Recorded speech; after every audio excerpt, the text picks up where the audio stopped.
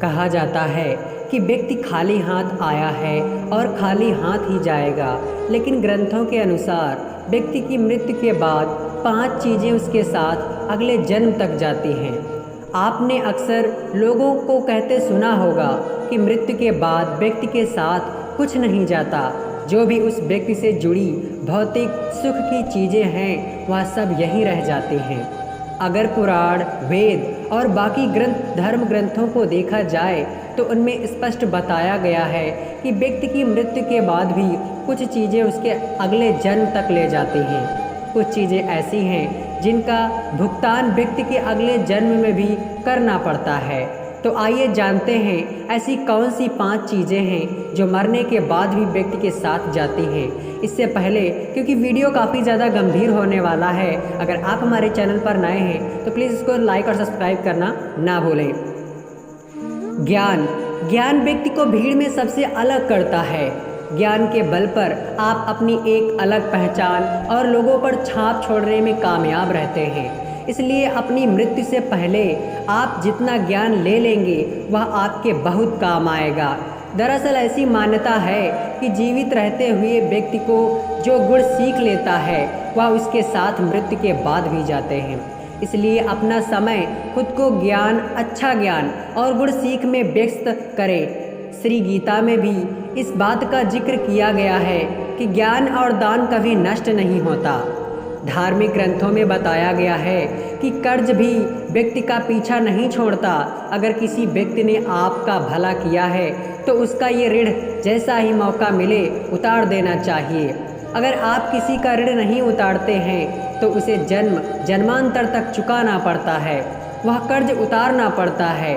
अगले जन्म में वह कर्ज किसी भी रूप में आपको चुकाना पड़ सकता है। 7, अगर आपने किसी को कर्ज दिया है और उस व्यक्ति की मृत्यु कर्ज चुकाने से पहले ही हो जाती है तो आपको भी बार बार जन्म लेना पड़ सकता है। इसलिए ऐसे व्यक्ति को उसकी मृत्यु के साथ ही माफ़ कर देना चाहिए, आपके लिए उचित रहेगा। ग्रंथों के अनुसार अगर किसी चीज़ को पाने की चाहत रखते हैं और वह चीज़ व्यक्ति को ना मिले तो मृत्यु के बाद भी उस चीज़ की वासना उसका पीछा नहीं छोड़ती। सांसारिक सुखों की चाहत रखना वासना ही है।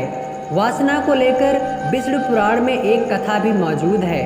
राजा भरत को अपने हिरण के बच्चे से बहुत प्यार था।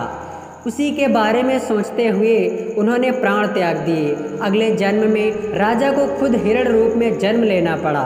इसलिए कामना और वासना को अपने मन में हावी नहीं होने देना चाहिए। साथ ही किसी चीज़ को लेकर अधिक मोह माया नहीं करना चाहिए। गीता में कहा गया है कि मनुष्य जीवन बिना कर्म के संभव नहीं है। हर पल मनुष्य अच्छे या बुरे कर्म करता है। मृत्यु समीप आने पर व्यक्ति के कर्मों द्वारा ही तय होता है कि उसे परलोक में सुख मिलेगा या दुख। इन्हीं के परिणाम से अगले जन्म में अच्छा बुरा फल प्राप्त होता है। कर्म 7 जन्मों तक व्यक्ति का पीछा नहीं छोड़ता। 7 जन्मों तक कर्म व्यक्ति का पीछा नहीं छोड़ता। इसका एक उदाहरण महाभारत में भी मौजूद है। बाणों की सैया पर लेटे हुए भीष्म पितामह को भगवान कृष्ण से जब भीष्म ने पूछा कि मुझे ऐसी मृत्यु क्यों मिली, तो भगवान कृष्ण ने उन्हें 7 जन्म पहले की घटना याद दिलाई। 7 जन्म पहले भीष्म ने अधमरे सांप को उठाकर नागफनी के पेड़ों पर फेंक दिया था। कर्म मनुष्य का कभी पीछा नहीं छोड़ते हैं। अपने अक्सर घर के बड़ों से सुना होगा कि दान और परोपकार कभी खाली नहीं जाता है। इसका जिक्र शास्त्रों में भी किया गया है।